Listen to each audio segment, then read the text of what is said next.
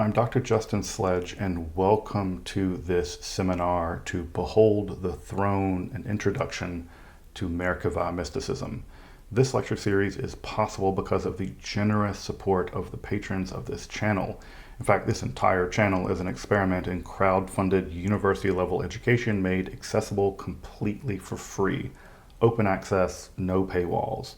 Access to reliable scholarly education on any topic shouldn't plunge anybody into thousands of dollars of debt, and I'm committed to making topics that I have expertise in and the history of Western esotericism as accessible to the public as possible. That said, if you benefit from the channel or from this course, I'd ask you to please consider supporting the channel for the production of free courses like this via a yearly contribution to my Patreon for as little as like $54 a year.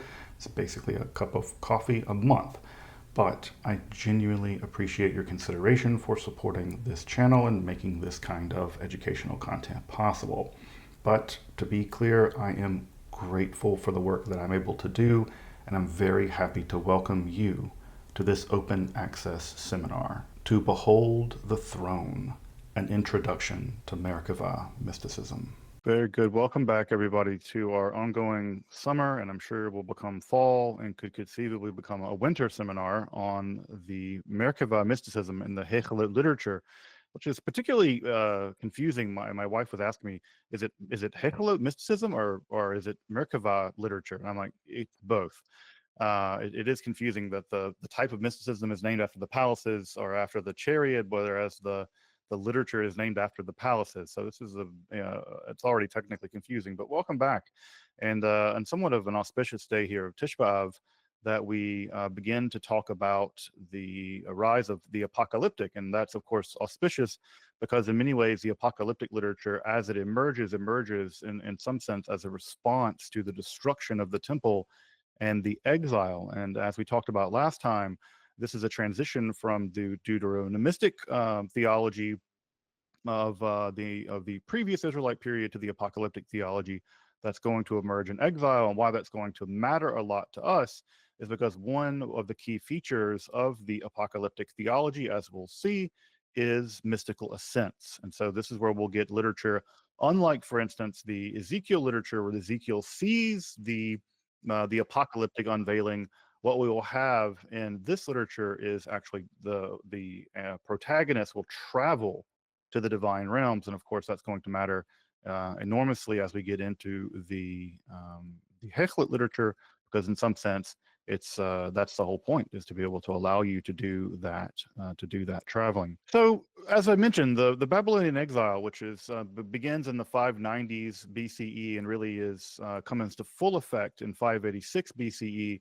The Babylonian exile really prompts a theological crisis among the Israelites. And so it's quite easy to understand why. The first is your temple's destroyed. And again, this is not just the destruction of a temple. This is the destruction of the temple. This would have been for many Israelites thought of as the only place where they can legitimately worship their God. And the destruction of that temple severs the connection with that people and their God.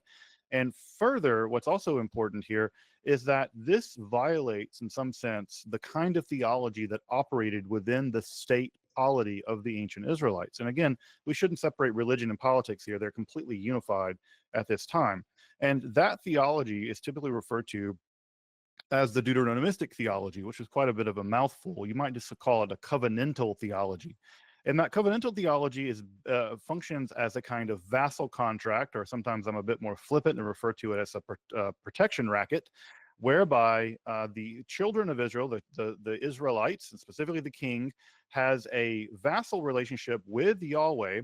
And the deal is, I'll protect you. Yahweh will protect the people of Israel insofar as they follow and worship Yahweh correctly.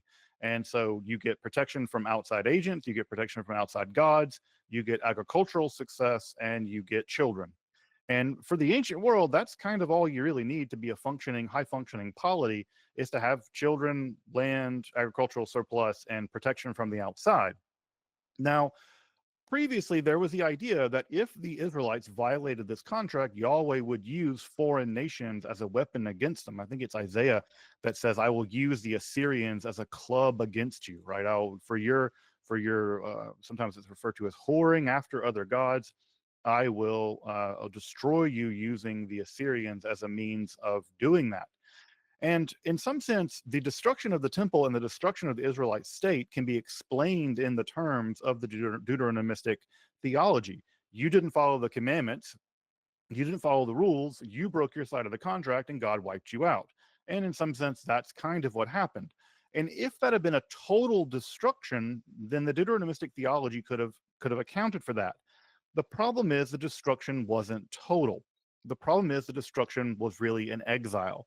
The Judean leadership, a lot of the aristocrats, are carted off into exile in two waves, at least two waves, one in the 590s and another in the 580s. And what ends up happening is the people survive. If they were all wiped out, you could in some sense go, well, that's what you've got. That's the deal, right? It's a protection. That's a protection racket, right? If you make a deal with the mob and you break the deal, and they kill your entire family, well, you got involved with the mob, and that's how the mob works. The problem is, what if they just move you to Mississippi? So this is a problem with what to do with the fact that now you're not dead, you've just been moved.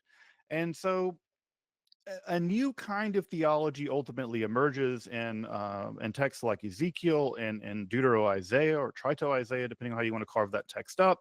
And so the exile prompts the emergence of two very important theological revolutions, frankly, in exile. One of those revolutions is the rise of monotheism, the idea that there is one God, that all other national gods are not real, and that one God is in some sense in control of the universe, right? The entire universe, the Olam, is controlled by that one God.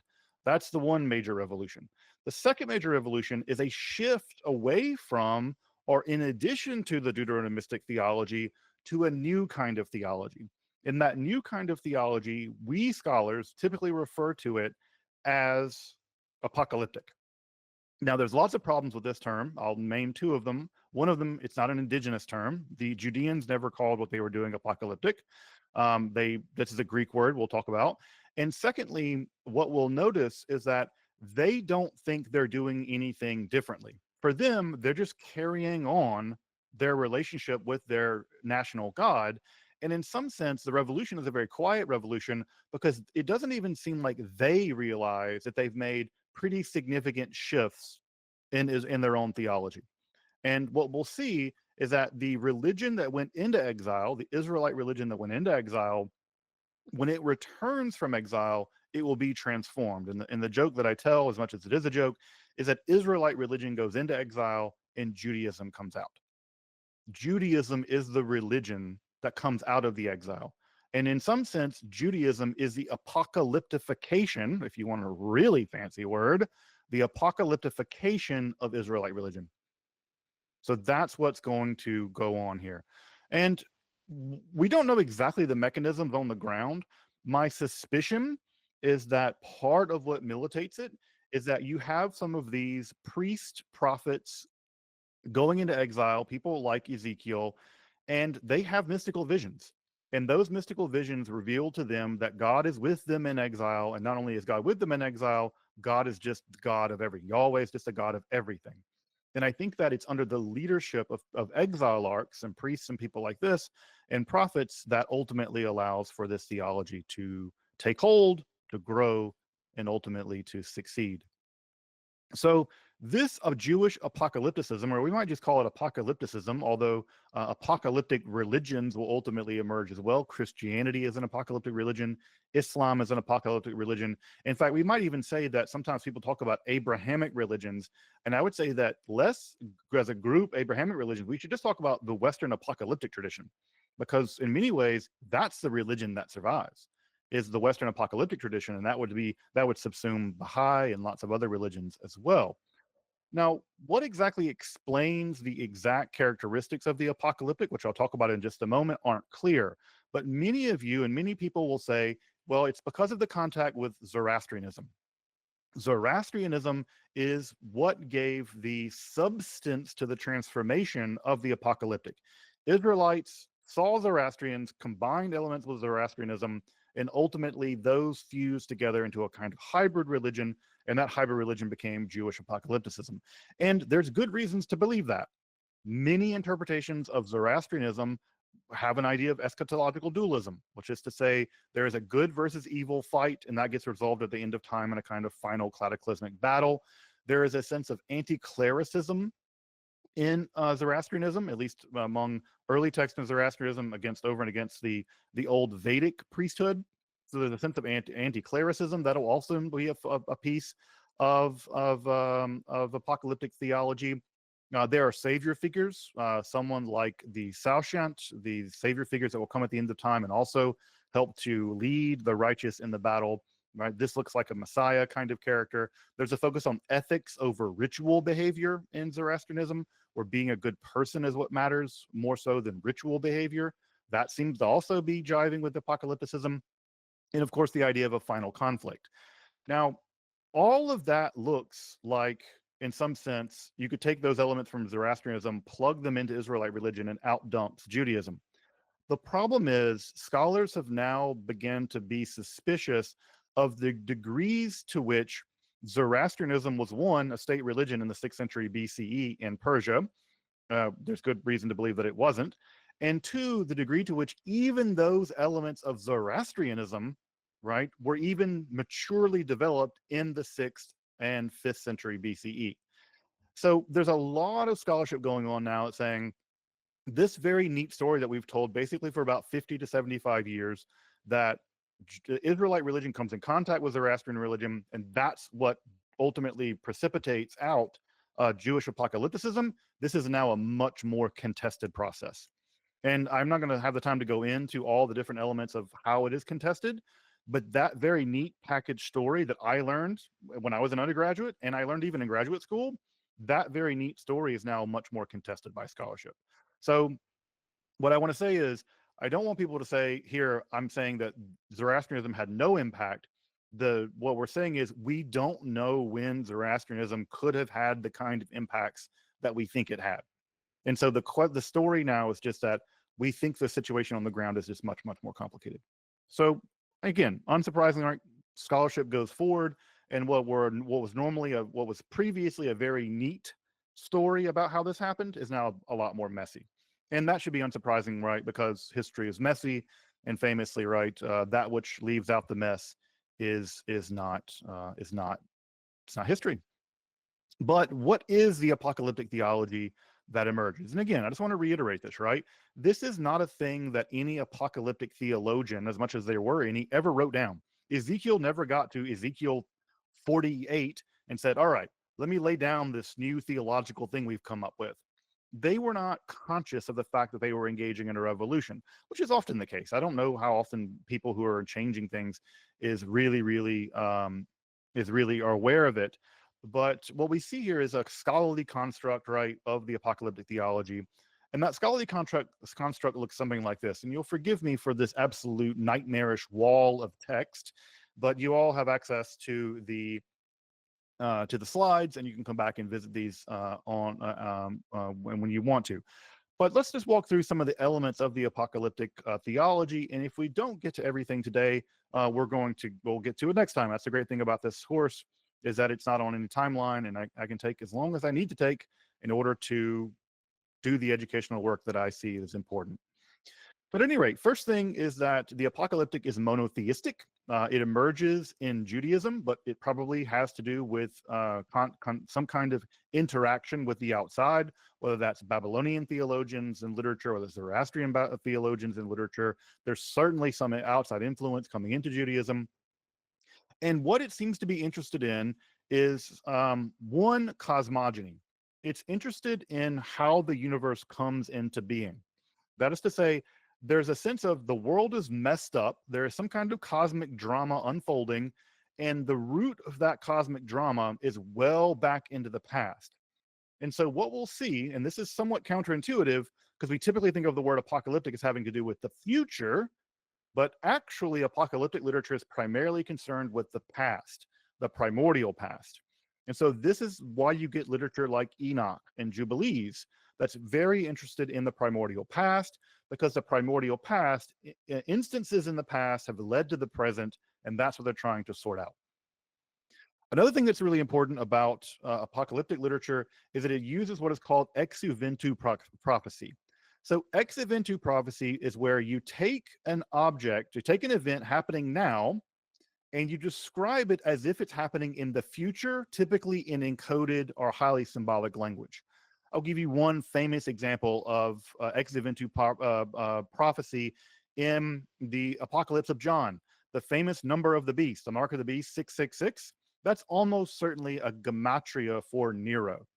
They're describing it as if it's happening in the future, and they're describing it in very, very complex and strange language. I'm sure if you've ever read the Apocalypse of John, you'll agree.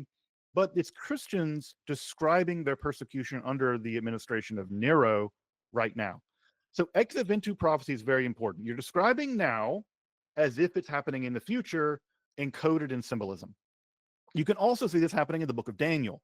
Many people will tell you that in the book of Daniel, that Hanukkah never occurs in the Bible. It's never discussed in the Torah, in the Tanakh. It is. It is described, at least the war, the Maccabean war is described, but it's described in ex eventu prophecy in the book of Daniel. So this is very, very, very important. And not knowing that they're engaging in ex eventu prophecy has led to lots and lots of people coming to the belief that they can basically predict the future by looking at the book of Revelation, or something like the book of Daniel. You can count the weeks and sort out things that are going to happen in the future.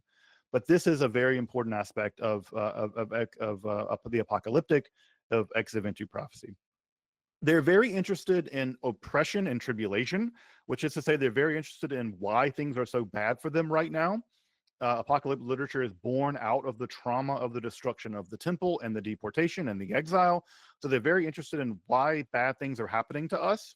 Their answer, of course, is going to be because God is doing it and it's part of God's plan. But we'll get to that in just a minute. They're interested to some degree in the end of the world, but not much in describing the end of the world, but mostly about the fact that at the end of the world, the righteous will be rewarded and the guilty, the bad, will be punished. That is, I'll point this out, that's just not a native Israelite idea. The native indigenous Israelite idea is that everybody dies and they go to Sheol. That's it. There is no judgment at the end of time. There's just a sense that everybody goes there and that's the CN for everybody. That there's no register, there's no moral cashing out really of who goes to Sheol. Now you might go to a worse area of Sheol. Nebuchadnezzar, so someone I've described as he'll descend up to the heights and he's cast down into the lowest part of Sheol, but we're all down there. This is a big shift into the apocalyptic, where there's a lot of concern about afterlife, especially afterlife in terms of punishments and rewards. There are these otherworldly journeys. This is very germane for what we're talking about here in this seminar. A big part of what happens in these apocalyptic texts is that the apocalyptic hero, think of Enoch or or John, they're taken on otherworldly journeys. They're shown the world, including the underworld, including the heavens, including where God keeps all of the various weather elements, where the angels live. They're shown all of this. And they're shown all of this as a sign to display the theological sovereignty of God, right? That's the part of the reason why they're showing them. God is in control of the whole world, and let me show you all of the things that God is in control over. It typically tends to be highly dualistic. Apocalyptic theology is dualistic. That is to say, there are good guys and bad guys. And either you're on the team of the good guys or you're on the team of the bad guys, and God's going to destroy all the bad guys. Again, think about the War Scroll. The War Scroll is one of the cream of the crop of apocalyptic texts recovered from Qumran, where you literally have the sons of light, the B'nai Or, and you have the sons of darkness, B'nai Choshech, and they are going to fight in one battle, and that's going to all cash itself out in the end. So this is the idea, right, of dualism in the sense of good and evil. There is a messianic characters in the apocalyptic theology. Whereas in previous forms of Deuteronomistic theology, you have a kind of king who has a special relationship with God, and that king mediates things. In the apocalyptic theology, there's a kind of introduction into history by God of a unique figure or figures. In fact, in the time of Jesus, many theologians at the time considered that there will be probably two messiahs, not one, but two messiahs. And so the idea is you have these kind of figures intervening into history and ultimately being decisive in the transformation of history from this period of time of tribulation to some next period of time where things are quite good. They're very interested in the structure of the heavens and the hells. So you'll get depictions and descriptions of how the heavens are structured, how the hells are structured, Gehenna is structured. Um, they're really interested in the role of angels and demons and how this battle between angels and demons are angels and demons in some kind of way are influencing world history, and they're playing important roles in history. Again, think about in previous Israelite theology. Angels really didn't do a lot in Israelite theology. They would bring visions and they would bring you messages, but they're not part of the huge landscape of the theological landscape. In the apocalyptic theology, we get tons and tons and tons and tons of angels and demons. They're very interested in where angels and demons come from. They're very interested in telling stories about where evil comes from. And one of the places they'll tell the story, of course, famously, is in the lust of Semyaza and his band of angels and how they come to earth and mate with women. And this is one of the famous story in the book of Enoch of the Watchers in the introduction of evil via their sort of lustful, horny teenager story. That's very different, by the way, than the Adam and Eve story, which is where early Christianity really latches on. So that's where we have those ideas. Apocalyptic theology tends to be very deterministic, which is to say there's the idea that God has basically written out the plan and everything is going according to schedule, which is to say no matter how bad things are, at least God's in control. That's very different than the Deuteronomistic theology, where there is a kind of relational dynamism to the covenant and God will punish us, as opposed to God's actually planned everything out and everything is going according to a certain kind of thing. And basically, human beings don't have much free will. They're just playing out the drama of what God has already planned. Now, on the one hand, that sounds terrifying. But again, think about if you're in a bad situation like Babylonian exile. One of the most comforting things you can be told is that this is actually part of a plan. Like, yes, it sucks. Yes, we're suffering. Yes, we're in exile, but just wait. We got to wait for the next part. So that is right. This sort of divine determinism. A lot of the literature in apocalypticism is written pseudo-anonymously or pseudepigraphically. You know, the books of Enoch, right, or the Apocalypse of Abraham, or the Testament of Levi. So we have this rise of pseudepigraphic literature, where they're using the authority of previous generations of usually antediluvian kind of characters to justify these texts. And so there's a kind of ancient authorship. But at the core of all of this is the mode that the individual authors will often get how they come to learn all this. And this is where the name of this theology comes from, is from the term apocalypsis, right? This Greek term apocalypsis, which means to unveil something or to uncover something or to reveal something. In this literature, the chief literary motif is that they are shown this. God comes down, or an angel comes down and takes them on a journey and shows them all of these theological elements. That's very different again than the prophetic tradition where Yahweh says, I'm going to tell you what to tell them, right? It's a telling culture. I'm going to speak to you the words of the Lord, and you're going to speak that to King Hezekiah or whatever. In this case, it's a seeing culture. You are shown things, right? This is a very different orientation in terms of the theology of phenomenology, where the phenomenology is a sight phenomenology now and not a hearing phenomenology. So these texts are very visual. And if you've ever seen medieval illustrations of apocalyptic literature, you'll see why. It's psychedelic. It's all animals with 8 heads and wheels within this and all this bizarre imagery. It's very alluring and very impactful, very powerful, and it has inspired art and artists for thousands of years and continues to inspire them because of the deeply visual cues. It's not that much. You can't really illustrate, I don't know, Amos going into the north and saying, hey, you cows of Bashan, and making fun of people. I guess you could do that one. That's a good one, to call them the cows of Bashan or whatever, the rich ladies of Bashan.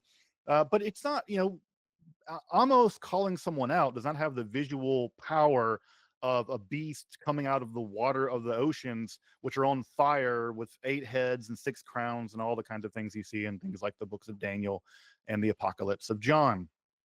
At any rate, these are some of the motifs that you get that make up the apocalyptic. Now, does every text have these motifs? No, not all of them, but most of them have most of them, right? Most of them have most of them. And I'll show you a list of this literature in just a minute. But let me just say, from a psychological point of view, why in the world would this theology emerge? Well, the first is theology needs to answer to material conditions on the ground.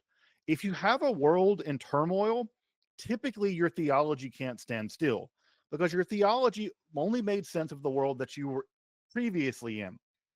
If the world you're in radically changes, you're going to need a radically new theology. And the apocalyptic is the answer to the changing situation of the Babylonian exile. The second is that the apocalyptic is a protest theology. It's a protest theology, which is to say, bad people have done bad things to us. Either those bad people in the temple are bad and we don't like them, or the Babylonians are bad and we don't like them, or the Israelite leadership is bad and we don't like them, or the non-Jews are bad, or the non-Christians are bad, the Roman emperors are bad. Someone's bad and they're persecuting us. Now, you can't typically write literature in the ancient world, or maybe even now, where you openly condemn and mock the people oppressing you, because they will kill you. Nebuchadnezzar is not a guy to be messed around with. Nero was not a guy to be messed around with. You don't, as a minority group, you don't criticize those people in a way that's going to earn you their wrath. So how do you protest it? You protest it symbolically, and you protest it theologically. Yeah, you think you're great, Nebuchadnezzar. You think you're great, Nero, but God has a plan for you. Yahweh's going to throw you into Sheol, and we will be triumphant, and God will return us to our land, and everything will be hunky-dory. It's a protest theology, right? That effectively allows you to process your trauma through the theological act of basically therapy. You play out that revenge fantasy where at the end of the world, all these bad people are going to be punished and we're going to be restored. And that allows you to cope with the nightmare of your reality through theological means. So again, I'm doing a little bit of psychologizing here, but this is well-trod territory. I'm not saying anything new, but this is all wrapped up in, again, appropriately here on Tisha B'Av, the destruction of the Solomonic Temple in 586 and the development of theologies which answer to that situation. Right? And how is it all vouchsafed? Well, it's vouchsafed through God telling you that this is going to happen. Now, you can imagine that that theology is going to be appealing, but I want to show you just how appealing it was. This is a list, an incomplete list, but this is a list of the apocalyptic theology in text developed up to around the early Middle Ages. Now, I'm not going to read all the names of all these texts. You can see them on the screen, but you can see the proto-apocalyptic text already developing at the very end of Isaiah, Jeremiah, Ezekiel, Joel, and Zechariah. And then there's just an explosion of this literature in the Jewish context, right? You have Daniel, especially Daniel 7 through 12, and then just a slew of literature that emerges written in the Jewish context. Christianity emerges as an apocalyptic sect of Judaism. Islam emerges as an apocalyptic answer to its situation vis-a-vis Byzantine Christianity, Byzantine Judaism, and the Arab tribes in that area. If you go through this and just take all of these texts and bind them into one book, you will have put together more literature, or at least as much literature as the Hebrew Bible. So just to say this again, if you take all the apocalyptic literature and compare it to all surviving Israelite literature, there's more apocalyptic literature than Israelite literature, i.e. the Hebrew Bible. So now, and again, just to put a finer point on this, the third most popular book in terms of what we've recovered manuscript-wise from Qumran was the Book of Enoch. There are more copies of the Book of Enoch than copies of the book of like Leviticus. It was a crucially important book for them. The author of Jude, by the way, Jude was one of the brothers of Jesus, right? He quotes directly from the Book of Enoch. He took it as scripture. For him, it was not a question that this book had authority. It had theological authority. So when you look at this long list of all of these texts, I imagine most folks here have never read most of these texts, but you have to understand that this would have been the world that the Merkavah literature emerged out of. Those people would have been familiar with this literature to some degree. Would they have been familiar with all of it? No. But would they be familiar with it at some level? Yes. And would it have been the theological, I don't know, sort of bubbling up the crucible, the cauldron? It would have been. This would have been the world they would have been swimming in. This is also the world that people like Jesus were swimming in. Paul was swimming in. Early Christian theologians, early Jewish theologians, Muhammad, right? Muhammad was swimming as much as he was able to access stuff. He was swimming in this literature as well. The apocalyptic is an undeniably extremely important element of the rise of religion in the West. And as I said a minute ago, I think we shouldn't be talking about Abrahamic religions. We should just be talking about Western apocalypticism, because Christianity is just a section of Western apocalypticism. Judaism is just a section of it. Western apocalypticism is the religion of the West, right? That's the religion of the West. And this is the cashing out of it. So just an enormous amount of literature here that I put on the screen that, again, incredibly popular back in the day. Many of these texts survive in a dozen manuscripts. It was quite popular. The fact that most of us have never read any of it shows us the degree to which we are very alienated from the world that produced Christianity, from the world that produced Hekhalot literature. If you want to get close to the world that produced Christianity, you need to be swimming in this literature. This is the kind of literature that they would have had, some of it, right? And so again, I think this is a place where scholarship is just weirdly uneven in terms of how much we study the apocalyptic literature and how much we don't. But at the core of the apocalyptic tradition, at the core of apocalyptic theology, what I'm donating here as AT, apocalyptic theology, is a sense, right? A sense. You go up toward the heavens. You are taken up into the heavens and you're shown things. Again, visual component here first. Now, this is a shift. In the Israelite prophetic literature, God splits the sky open and you're shown visions and you're seeing them from afar. The dynamism is over there in the heavens.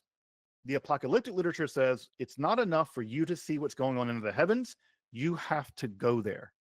I am going to take you up into the heavens and I'm going to show you the God's eye, angel's eye view of what's going on in there. And so we go from a passive beholding of a vision to an active traveling of the apocalyptic hero into various non-human domains. What's also important about this is the angelic population of those domains. Angels in Hebrew Bible are very minor characters. You hear very little about them. They don't play a huge role in the covenantal theology. The angels are not a very important creature, all things told, in Israelite theology. They're there, right? And they're probably demoted elements of the divine council and things like that, but you don't really have a lot to do with them. In the apocalyptic literature, they are very concerned about the angels, especially about what the nature of the angels, where they came from, why some of them have fallen, why they have become Naphal, they have become Nephilim, why some of them have fallen and become evil. It's the origin of evil. It's the sort of the question of theodicy. And secondly, or thirdly, rather, I should say, the apocalyptic literature is also interested in what happens at the apex of this apocalypsis. And what happens at the apex of it, either in life or in death, in a postmortem situation, is that you undergo some kind of transformation. And typically that transformation results in you being transformed into something like an angel. So there's an idea that for the apocalyptic, in order to go into the divine realms, you can't go into the divine realms as the kind of human being creature that we are. That barrier is only really totally, that membrane is only totally permeable if you undergo some kind of transformation. And typically that transformation is angelification. And again, this is, I think, and I think that other people like James Tabor and other people would agree with me, that this is what Paul imagines happens to Jesus. Jesus is transformed into a kind of angel-like being, and the angel-like being he's transformed into is a kind of lesser god. Or rather, that angel-like being that existed as a lesser god is transmuted into a human being and it eventually returns. So I think that that's, and when you hear about this language of the glorification of the body, the kavodification, translate some of that language into Hebrew, and it'll be jarring.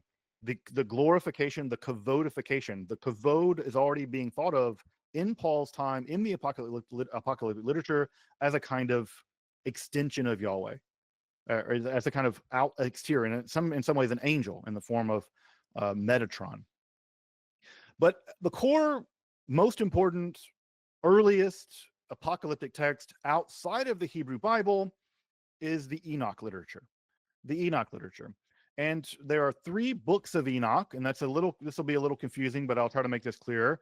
There are 3 books of Enoch: Enoch 1, Enoch 2, and Enoch 3. Enoch 3 is sometimes referred to as Sefer Hekhalot. But First Enoch is actually not one book. First Enoch is a collection of Enochic literature itself. So the books of Watchers are at the very beginning, the similitudes of Enoch, the calendrical sections of Enoch. So the book of 1 Enoch is not one book. It is already a kind of collection of Enochic literature. So the book of Enoch, Enoch 1, is a text that we're most important here. And for our purposes, the 2 texts that matter here are the book of Watchers, right, and the similitudes of Enoch. Right, so these are going to be the sections that are going to matter for our purposes the most, although the book is fantastically important and interesting all of its own. But what we get in the Enochic literature is the journey of Enoch, and I'm sure folks here know Enoch was one of the antediluvian patriarchs who famously walked with God and eventually was taken up with God. Right, he's one of the 2. He and Elijah are the 2 that are said to have never died. And Enoch is somehow mysteriously transformed and translated into the heavens after walking with God for 365 years. That 365 is going to matter in just a minute. That particular number is going to matter in just a minute. But at any rate, in the Enochic literature, what we get is the visions of Enoch as he travels into the divine realms, and he's able to see divine realms partitioned very differently, sometimes into 3 partitions, into 7, into 10. Internally, the text is not coherent because it's not one text, as I said. Enoch 1 is several texts sort of stitched together. But most importantly, for our purposes, Enoch is allowed to visit the celestial temple. And in the celestial temple, we're confronted with the temple as a celestial object being deeply paradoxical. Right, deeply paradoxical. And if you've ever read the book of Enoch, you'll know that the structure of the temple is paradoxical in 2 distinct senses. The first sense in which it's paradoxical is that it's composed of both fire and ice. Right, it's composed of both fire and ice. The walls are sometimes described as made of ice. The bottom story is sometimes described made of ice, but the top story is described made of fire. So he's taking contradictory primordial elements and putting them into connection. The temple is composed of this contradictory structure of fire and ice.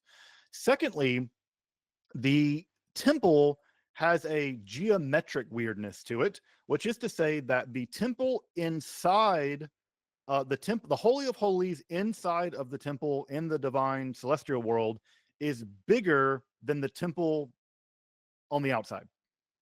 Right? Let me say that, make sure to be a little clear about that. The Holy of Holies inside of the celestial temple is larger than the temple that holds it. So this is very weird. Yeah, I was thinking, sort of Doctor Who-ness, right? But it's very strange that he describes it in these paradoxical ways. Now, why is he describing them in these paradoxical ways? I don't know. Maybe he had, often mystics will have experiences that are described in paradoxes. Paradoxes can be spiritually powerful. You think of the koan tradition in Buddhism. They can be the fact that you just maybe the words, there are no words to describe what is going on in the Enochian temple. So that's the first thing, is that we get these kind of paradoxes. The second thing that's worth pointing out is that we are also given visions of Sheol, which has become hell. By the way, Gehenna has become hell. So we have our first glimpses of what will become hell. Hell did not exist in Israelite religion, right?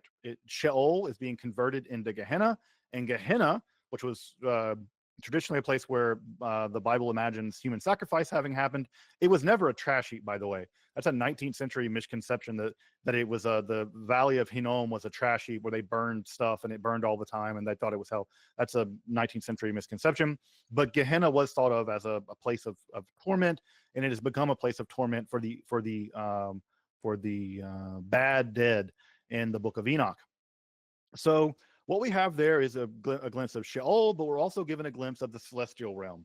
And this glimpse of the celestial realm is very important because Enoch, whoever wrote Enoch, was very, very finely educated in astronomy, astrology, and they introduce a new calendar into Judaism. They argue that what should happen is there should be a solar calendar of 365 days. Now, again, this should be shocking if you know anything about Judaism. Judaism does not follow a solar calendar. It follows a lunar calendar that is corrected every 36 months via the introduction of a leap month, second Adar, right? So the idea that you would you would introduce a new calendar is going to be very important for a couple of reasons. The first reason is it's generated out of his knowledge of astronomy, astrology, but imputed into his vision of the celestial realm. This is how the universe works, and we should mirror it down here, not using this old Hebrew Bible calendar. We should embed a new calendar. And secondly, the Qumran community used that calendar. They were basing themselves on the Enochic calendar, it seems. Now, that's very weird because that means that they're not celebrating Jewish holidays on the same day that all the Jews are celebrating them, especially the temple.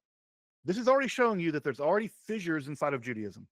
There's already a kind of Enochic Judaism that is emerging that even celebrates holidays on a different day than would have been celebrated perhaps in the temple. So this is showing you just how revolutionary the apocalyptic religion, the apocalyptic mode of Judaism is, that it is even able to transform time. Jewish time is transformed in some sense by the apocalyptic tradition.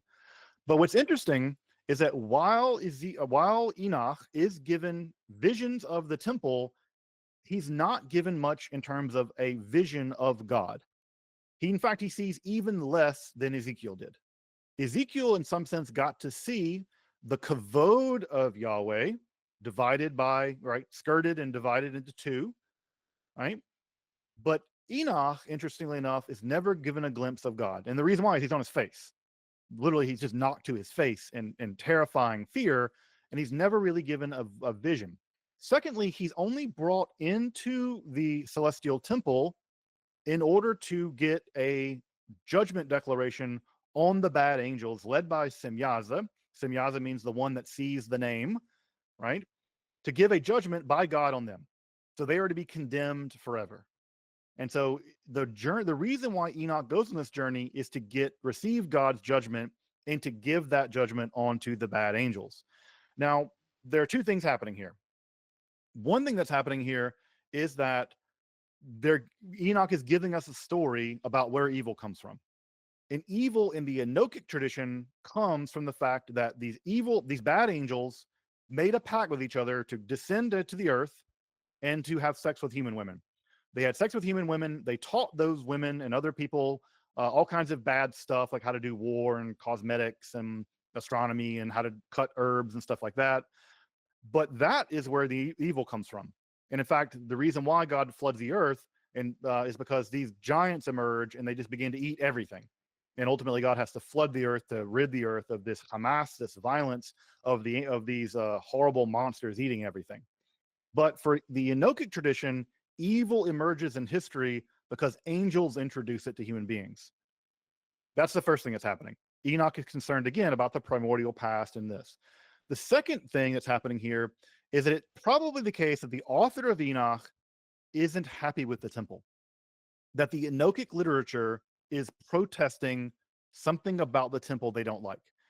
And Martha Himmelfarb and other folks, Schaeffer, have made the argument that in the Enochic literature and other apocalyptic literature, there is a kind of critique of the temple, and that the bad angels in the book of Enoch may be the priests operating in Jerusalem.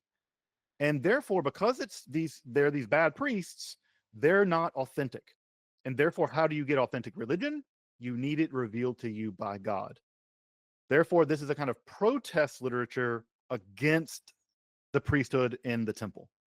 Now, it's a bit of, again, I think it's true. Your mileage may vary, but I do think that the introduction of a new calendar, the introduction of a new revelation, the idea that what matters is good and evil and not purity and impurity, right? That's a very, purity and impurity are not what matter in the book of Enoch. That's what matters in the temple, right? That's not what matters for Enoch. Good and evil matter for Enoch. And that's what's going to determine who gets to go to heaven and hell.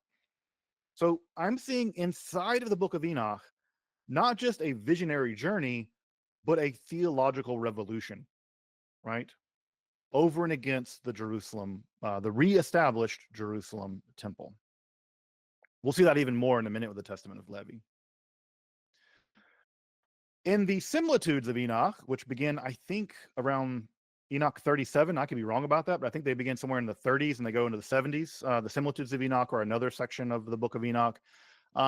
We get there a much bigger depiction of angels. The angels are now being described much more clearly than they ever have been before. We're learning about their nature. We're learning about the kind of clothes that they wear. And we're also learning about their explicitly military nature. And the reason why this matters, that we're learning more about these angels and their explicitly military nature, is one, they're going to play a decisive role at the end of the world.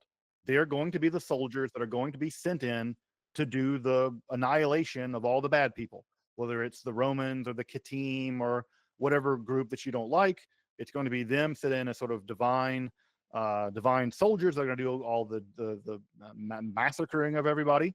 And two, this matters for us because this idea of the militarization of the angels, which had already began back in the Hebrew Bible, right? Yahweh is often described as Yahweh Sabaoth, right? Lord of the hosts, which is a terrible translation. It's just an early modern translation that needs to be updated. It should just be updated to Lord of the Army, because Sabaoth just means armies. It just means soldiers, right? It just means soldiers. And so this becomes much more explicit because in the Hebrew Bible, God's soldiers are always sort of standing by, but in the apocalyptic literature, they're about to be deployed because this eschatological end of the world is going to happen pretty soon, and they need to know how to be engaged with these angels. And secondly, this is going to matter because if you're going to be joining with the angels, you need to be angel-like. And one of the big things we'll see in the Qumran text and texts like the War Scroll is that part of the reason why the Essenes, the Yachad, was so obsessed with ritual purity was because they were concerned that the world was going to end relatively rapidly, and in order to enter the camp of the angelic armies, they had to be as pure as those armies. And they make this explicit in the War Scrolls. So this idea of purity in terms of you must transform yourself in terms of purity to go into the heavenly realms is also going to play a part in the Hekhalot literature, because in order to go into the Hekhalot, you have to be as pure as the angels. And so purity and fasting, because the angels don't eat and they don't have sex, this is going to matter because in order to become like them, you need to purify yourself. And this is a motif that begins all the way back in the Enoch literature. Enoch literature, by the way, is 3rd, 2nd century BCE. No one's quite sure exactly when. Maybe 4th BCE, but certainly by 3rd BCE, it's there. It only survives in Ethiopic in its entirety, though Greek manuscripts like the one on the screen and Aramaic fragments have been recovered at Qumran. Also, Strugnell, Dead Sea Scrolls scholar, said that he saw a microfilm of an entire text. This is one of the great Indiana Jones moments in the history of this stuff. It's like, where is that text? Please give us the Aramaic scroll of Enoch if it still actually exists. Enoch also encounters an entity known as the Son of Man. And this Son of Man, this is a term that goes all the way back to Daniel. But this Son of Man character has also undergone some kind of angelification and allows them to approach the divine throne. So already we're having the idea that some people can be angelified, and that allows them to come to the divine throne. And this Son of Man also begins to take on messianic tones already by now. And of course, by the time Jesus comes, it will have becoming a fully messianic character. Second Enoch has Enoch's clothing being transformed. In fact, he is referred to as receiving clothes of my glory. He's talking about Yahweh, clothes of Yahweh's glory. And this allows him to be transformed. Further, he's also anointed with oil. That's also, again, you have to hear this messianic language. He's anointed with oil, which causes his face to shine. So he's being transformed as he approaches deeper and deeper into the divine realm.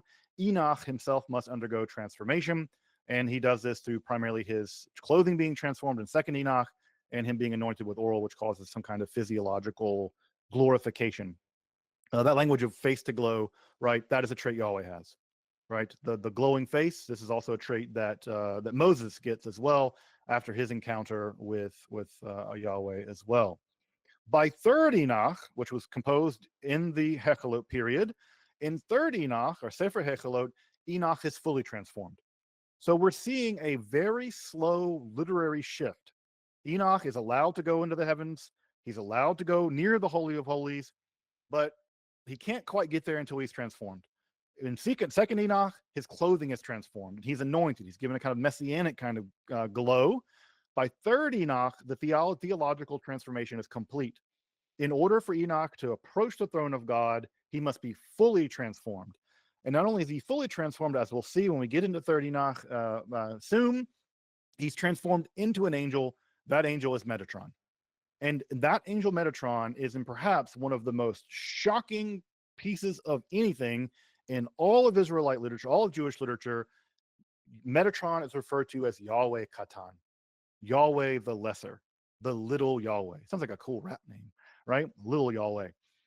The idea that this guy, Enoch, is transformed into an angel that is it is some sense a lesser version of Yahweh is the full throttled introduction of Jewish bitheism into Sefer Hekhalot. It is theologically revolutionary and shocking, frankly, right? It's the one thing you think of Judaism. You think Shema Yisrael Adonai Eloheinu Adonai Echad. Echad, not Echad v'Katan, not one and also the little guy over here. This is just, in some sense, it doesn't seem like a Jew could write something like this. But history doesn't have to follow our categories, and it doesn't have to adopt our orthodoxies. We must deal with the history as we have it. And as we have it, this is going on into the Enoch literature. And finally, where I guess I want to end today, we have more apocalyptic literature to deal with next week. So we'll come back to that apocalyptic literature next week with the Testament of Levi and other texts such as the War Scroll. But the Enoch literature itself is also deeply anti-establishment, which is to say, it is itself a kind of protest, not against the Babylonians, but against, right, the Jerusalem temple. And again, if we follow some of the arguments laid out by people in the Hekhalot literature, the Hekhalot literature itself is a kind of protest literature. Its protest is against the rabbinical establishment, maybe even by rabbis, maybe by para-rabbis, people sort of on the outskirts of the rabbinical world, because it says the same thing the Enoch tradition does. Your temple is not the best thing ever. Not only is it not the best thing ever, your priests maybe are corrupt. And I've traveled into the heavens and I've seen directly what God is going to do, right? And I'm the one who knows. And what matters are good and evil and not purity and impurity. I can get direct revelation. And in the Hekhalot literature, as we'll see, that's exactly what the Hekhalot literature says. I don't need to do all the things you think I need to do. I don't need to be studying in your academies. Your academies are where you're the king. But the truth of the matter is, I've descended into the throne room of God. I've been in there and I know what's going on. You rabbis, with all your aristocratic fluff, you may not be the best thing ever. So parallels here already, 3rd century, 2nd century, with Enoch vis-a-vis the temple and the Hekhalot literature vis-a-vis the rabbinical institution. And this is the thing we're going to see play itself out over and over and over again. You can think about this happening in Christianity as well, right? Where we have Christians dealing with the Jewish establishment, then the Roman establishment, but then also Christians dealing with the papal establishment. And think about the rise of the apocalyptic literature in the Renaissance with people like Joachim of Fiore, who are directly criticizing, the spiritual Franciscans, directly criticizing the power of the Pope and the power of the church and its excesses via the apocalyptic mode. So this apocalyptic Judaism is going to rinse and repeat all through history, all the way down to David Koresh in Waco, Texas, all the way down to Crown Heights in Brooklyn with a Messiah who just happens to be unfortunately buried up in Queens. This apocalyptic mode is at the core of Western civilization now. The core. But it's beginning here in the ancient world of Jewish literature in Enoch. But as you will see, we got a lot more apocalypse to deal with, folks. So next week, we are going to be dealing with much more of the apocalypticism, because every aspect of this is going to matter for the development of Western civilization on the one hand, but particularly for the development of Hekhalot literature on the other hand. And you might even say, and I would say for sure, there is no Christianity without the apocalyptic. It simply cannot exist. So we'll return next week to get a little deeper into the apocalyptic after we've now introduced the main apocalyptic hero of Enoch. So I'll see you next week as we return to a deeper dive into the world of the apocalyptic as the context for the crucible, really, for Christianity, for Islam, and for the Hekhalot literature.